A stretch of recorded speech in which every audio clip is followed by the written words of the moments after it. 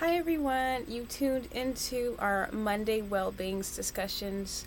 I'm the host, the tour guide, Janet Karasoa. Today is September 12th, 2022. At any point in time you're consuming this content, I can only hope you're doing well. Thanks for spending your valuable time with us. We are currently streaming live on Facebook as well as on YouTube, so you might see my eyes shifting back and forth. So I promise that after we finish the Juice Ladies Living Foods Revolution, that we would get back into our book, Prayer, Faith, and Healing, for our Monday Wellbeings discussions. So here's a copy of the book. If you want to get a copy of it, I would definitely encourage you to do so. So again, it's called Prayer, Faith, and Healing, Cure Your Body, Heal Your Mind, and Restore Your Soul.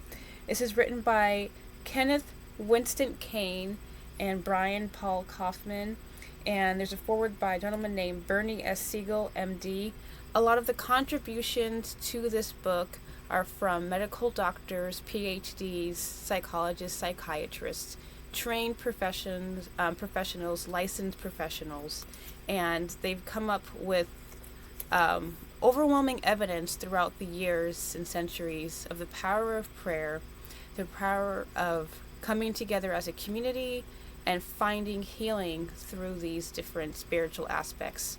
So these are, again, professionals who are doctors, who are licensed professionals, who are telling you that there is some type of miraculous healing that can come through simple prayer.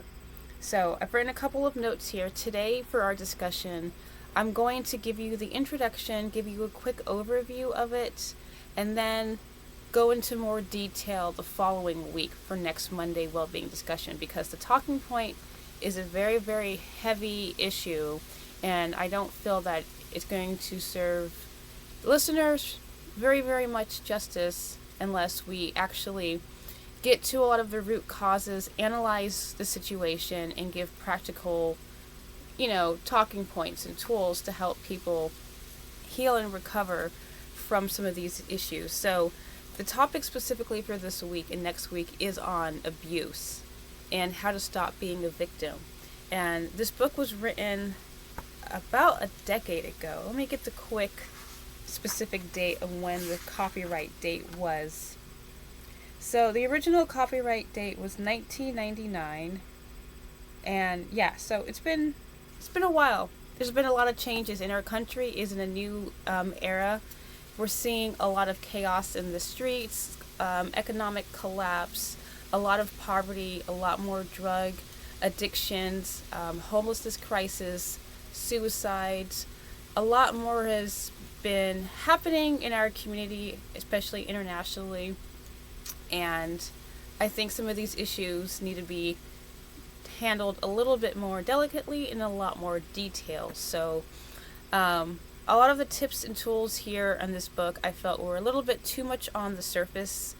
That's why I'm going to just go over a quick overview, do an introduction on the subject of abuse, and then bring in a little bit more information because, again, there's a lot going on. So with that, let me give you, again, a quick introduction to what this book is about. If you didn't see any of the other segments that I did on prayer, faith, and healing for our Monday Wellbeing discussions, this is what this book is about. So essentially, it was written by MDs and other health professionals who have noted the miraculous life-changing encounters through the power of prayer.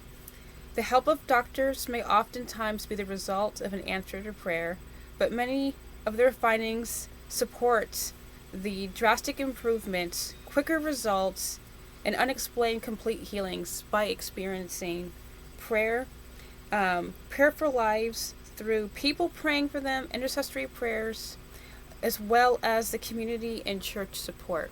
So there's a lot of different layers that go into what makes prayer effective for healing purposes.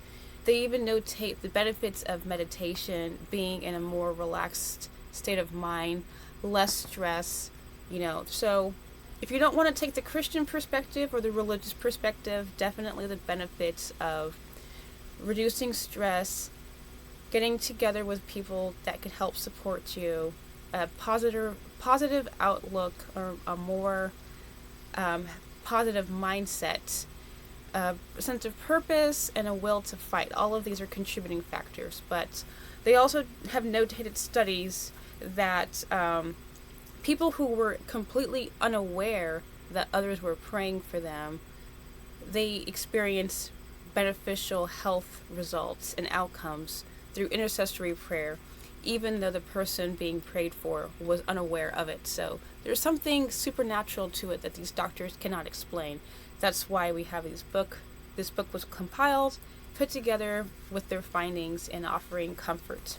So with that being said, though, let's talk a little bit about abuse and why I want to take this into 2 different weeks to really kind of analyze it and give you guys more information for next week.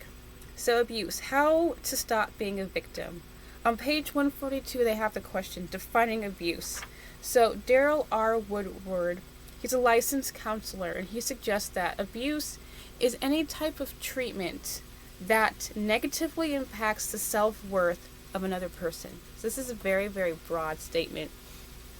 And I have to add a side note that's not in the book, but I felt very, very necessary to share. Okay. We need to be extremely cautious not to accuse people with different opinions as abusive because your feelings get hurt. That's what we're seeing a lot today in modern society, of people being offended or triggered by someone saying something that they disagree with. There's a big difference between that hurts my feelings and this person is being antagonistical and intentionally attacking me and harassing me. So very, very cautious. So we have to consider personal insecurities from past abuse may unearth or trigger strong emotional response. And we may need to discover the root causes of where these strong emotions are coming from. So again, take that into account. Defining abuse, the concept of having value, is tough for most abuse victims to grasp. Many have such poor self-esteem that they feel like they deserve to be treated poorly, and that's coming from page 142. So a lot of people who've experienced severe abuse, whether it be sexual, physical, emotional, verbal, it's stuck in your psyche, it's stuck in your brain, you're traumatized, and there's a reason for it. There's a root cause. And your pain is definitely validated, it's real, and it needs to be addressed. So with that being said, we also need to be very cautious that just because someone says something that we don't agree with doesn't necessarily mean that they're being abusive or they have the intent to cause you harm. Sometimes we need to be very, very cautious about how we perceive things and address some of the issues going on in our life. So, the violent struggle for control. What turns someone from a wonderful person to a nasty brute? So Joan Winfrey, PhD, she states, often the root is fear and the fear of abandonment. Abusers are scared, dependent people who cling so tightly to their relationships that they often squeeze the life out of their victims, sometimes not even being aware. So roughly 60% of men who batter their spouses will also sexually assault them. So these are angry men who feel like victims, and this is their way of gaining control in many circumstances. And that's often by humiliating other people. And Dr. Winfrey goes on to say, sexual abuse isn't about sex, it's about power and control. And there's fewer reports of women physically abusing men, but they're very, very common, more so in the verbal abuse and belittling of their husbands in front of their children. So they can be very, very emasculating. So another resource, or another way that women can be very abusive is overspending and using up valuable resources, putting people in more stressful circumstances and also financial burdens. So, continuing on though, again, a quick overview for the chapter. Many victims change their behavior in an attempt to make the problem go away, but unfortunately that does not work in most cases because that's not usually the root cause of where the abuse is coming from. On 143 it says, often the abusers are men and women who were abused as children, and they may never have known any other kind of relationship. Christian women are prone to non-confrontational responses enduring hardships, submitting and forgiving. And then on 145 it says, never does God say that he expects the wife to suffer at the hands of her husband. So Dr. Daryl R. Woodward, he's the founder of MOVES, which stands for Men Overcoming Violence Effectively Services, Domestic Violence Treatment Program, and he lists some of the characteristics of what you would define as an abuser. So they may have witnessed or experienced abuse as a child, some type of chemical dependency, usually alcohol, abuse towards animals. They can be manipulative and very, very charming, unable to apologize for their behavior, very, very cynical, very judgmental, and they use power and control to gain an advantage in their relationships. So, ending the cycle. And this is where I'm going to have to kind of expand a little bit more in the following week, because we're seeing so many issues of domestic abuse, of violence, suicides, overdoses, so many different responses, and how people are coping with it. So, I wanted to expand this, but ending the cycle. So one of the suggestions they say is to leave the home, go to a shelter, go to a friend or relative. So if there's violence or threats of suicide, this is one solution, but again, it's just on the surface. We need to go into a little bit more detail. If someone is threatening suicide, though, it's a way to use power and control over another person and hold them hostage, essentially. And this is coming from Dr. Woodward. So leaving and alerting authorities and possible a restraining order.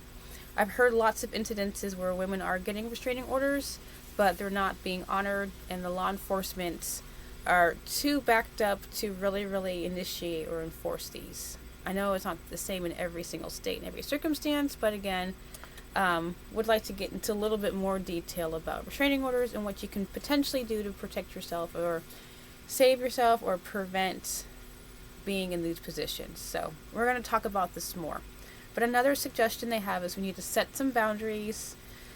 Tell church leadership on page 146. It says the church could be a powerful instrument to hold abusers responsible and provide safety for victims and children. But church leaders also need to be trained. So another thing to consider. Insist on change. Possible change, giving up controlled substances and pornography, which devalues the people in the eyes of the abuser. Christian men, they have the iron fist type ruling.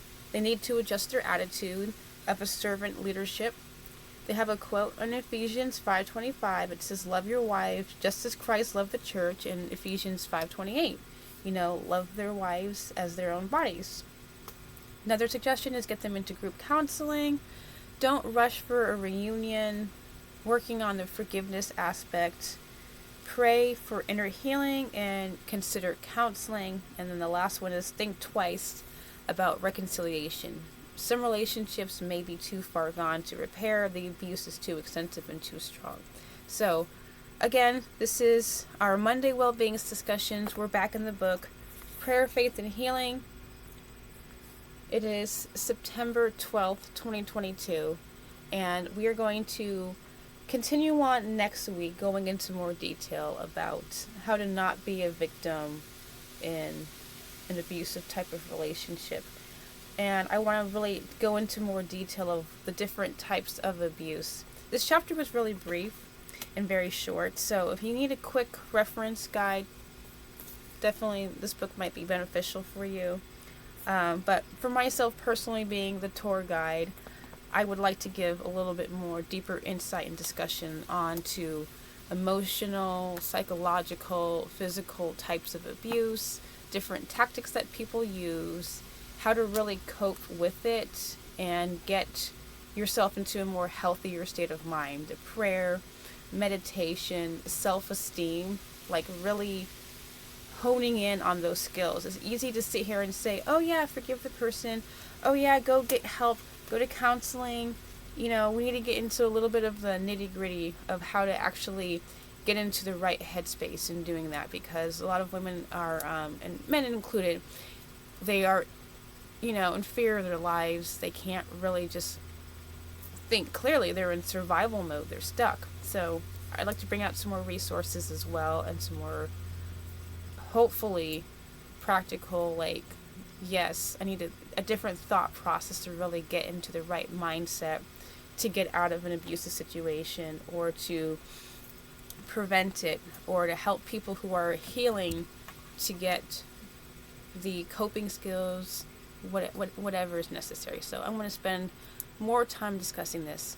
But for now, thank you so much for any person who's tuned in. I've been your host, the tour guide, Jenna. Thanks so much for tuning in, and as always, thank you, and God's peace.